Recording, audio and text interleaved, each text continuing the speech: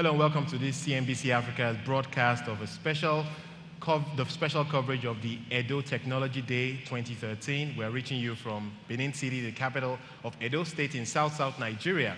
The theme of this year's event is fostering governance with technology, and we're about to get into a panel discussion around the security implication of big data. Joining me is an esteemed panel of experts to trash out this big issue, which of course has become a lot more relevant as more states adopt open data in Nigeria. I'd like to go on to introduce the panel right now, starting with Dr. Silvanus Ehikioya. He is the Director, New Media and Information Security at the NCC, which of course is the regulator of Nigeria's communication and technology industry. Thank you so much for joining us.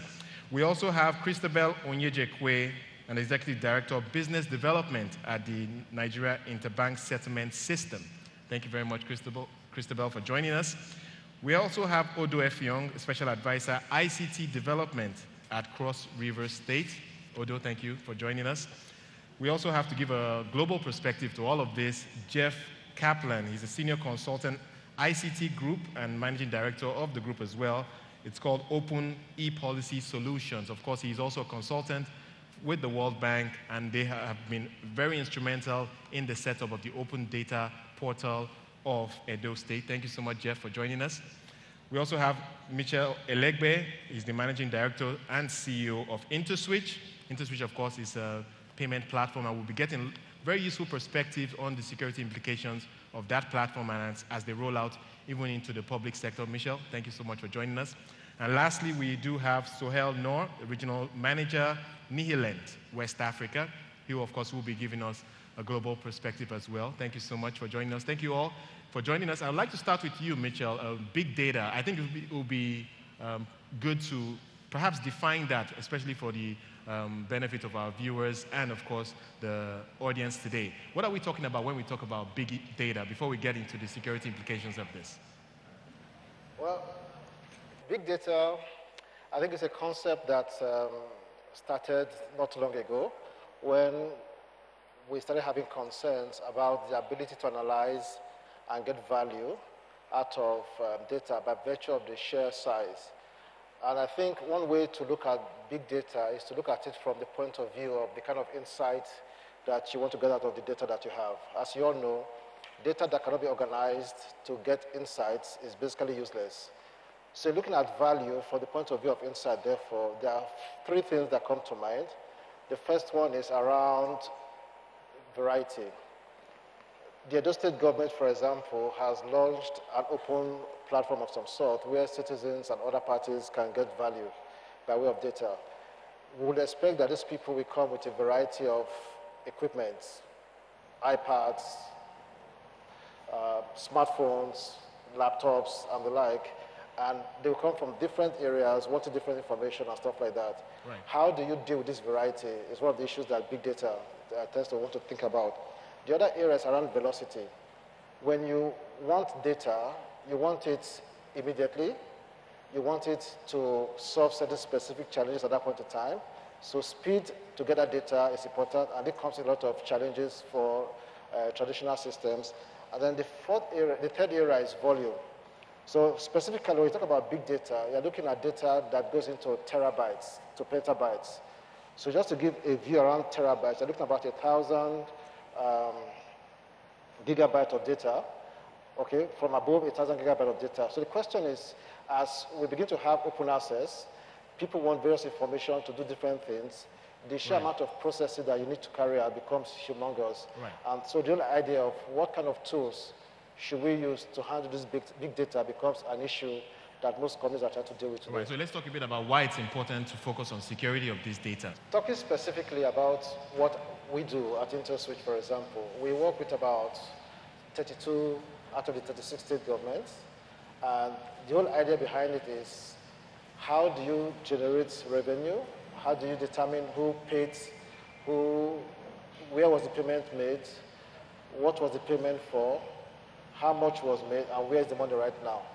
When you multiply that by the sheer number of people that are paying, okay, and you try to restrict access to that information to a few people, concerns around security become quite critical.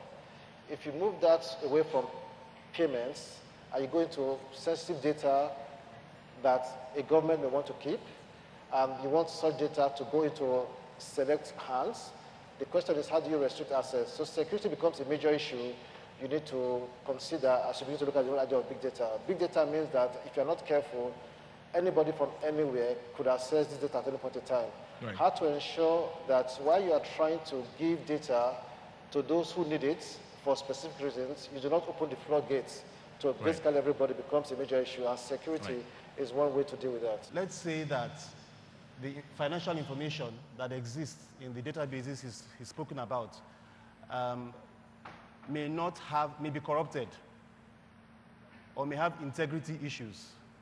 You know, how can that be useful to any decision maker? You know, and this, in this case, I'm not even talking about external corruption. It could be corruption from the application. So we are talking now about application security. Perhaps the application doesn't have sufficient inbuilt security mechanisms, and there's a problem somewhere, and the data gets corrupted. So financial information now is compromised. Who can use that data for anything? Who wants to make decisions based on data that is not sure? But Jeff, maybe you can share your thoughts on... I think what you're hearing is you might think about the security implications of data. And it's not just big data. It's actually all data in some respects. Big data carries certain specific kinds of risks. But in general, you can think about the risks around the infrastructure around data. And a lot of that is the access issues that were already mentioned. Accessing the infrastructure where data sits. Yeah. And that's a category of risks. And the second one is about the usage of data and sort of how that data gets used, even by people who are supposed to have access to it, in ways that maybe they don't have permission to. And that implies one of the major risks around all data, but big data has its own additional size of this risk, is about privacy. Because a lot of data, and especially when you get into big data, a lot of that is quite personal information. A lot of these large databases and large data sets are health records, credit card records, retail sales data, which has our names and addresses, Facebook content, tweets on Twitter. Right. These large databases, almost by definition, are filled with personal data. So one of the key risks that people focus on is this issue of the privacy of that data within that database for individuals who've been aggregated into this large, massive, big data. Every day, about 25 terabyte of data is collected by Facebook. Okay, so, and 10 terabytes of data is collected by just Twitter. Okay, you are seeing a phase where social media is converging. Okay, and what's happening now is every organization who wants to track you, they want to know what are your likes, are able to do it through big data. The current structures that are in place, the software that is in place, are not able to analyze the big data that is coming in. So that's the reason why there are sophisticated technologies, okay, that like MapReduce, which is in place to help analyze data. There are a lot of positive things about big data. It will help you in decision making. It will help you combat crime. It will help you also to prevent diseases. And there comes some negativities, which is around you are giving up your privacy, securities are being breached. What are we doing to make sure that whatever data is there, it's secured? Right. When we are designing the data, most organizations ignore the security aspect during the design phase. So my recommendation to organizations would be to focus, okay, involve the right people like architects, data architects, in having the right security measures in place. Right. Thank you very much for that perspective. I want to bring it to the regulator now. Dr. Silvanos, I want to get your thoughts on this subject. We've seen a massive explosion in Nigeria's telecom sector. I imagine that also has its own risks associated with that. We're also moving into a phase where broadband internet is becoming a big issue in Nigeria.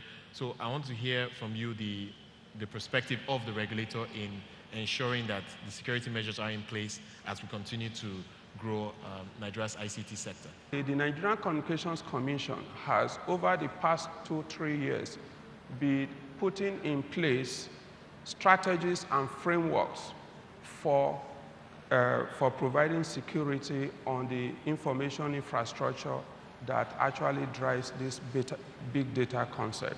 Right. For example, we have successfully developed technical and legal frameworks for cyber security in Nigeria, which that is in place now. It's in place currently.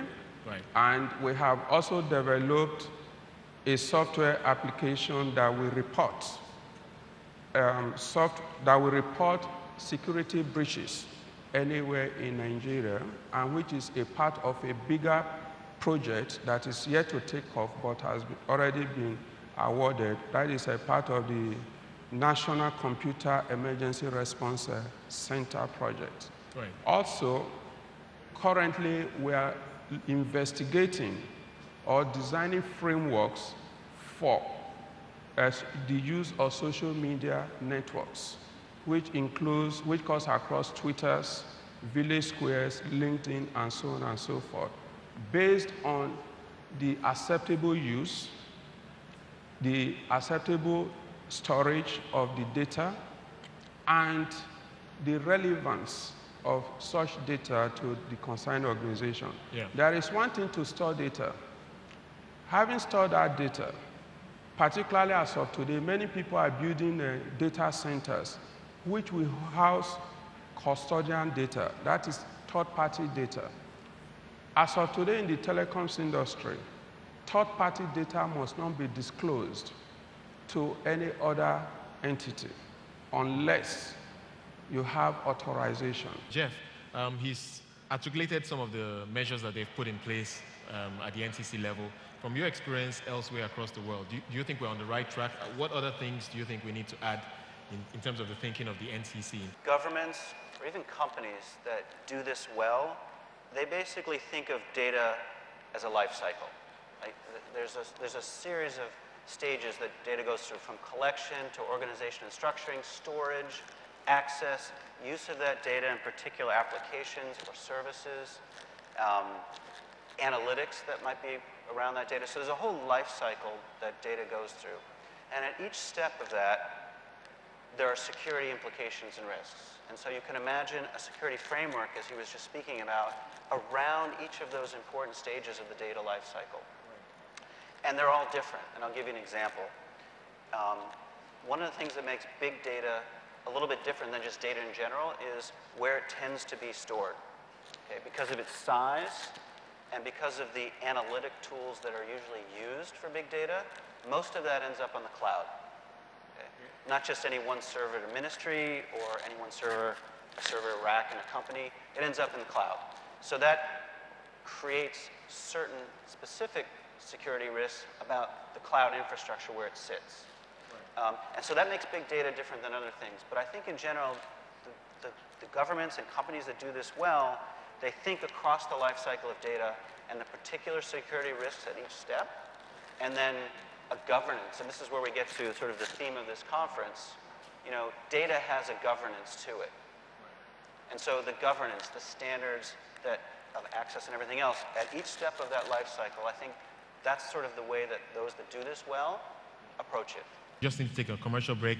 Of course, we're reaching you from the Edo Technology Day, where we're focusing on fostering governance with technology. More after this.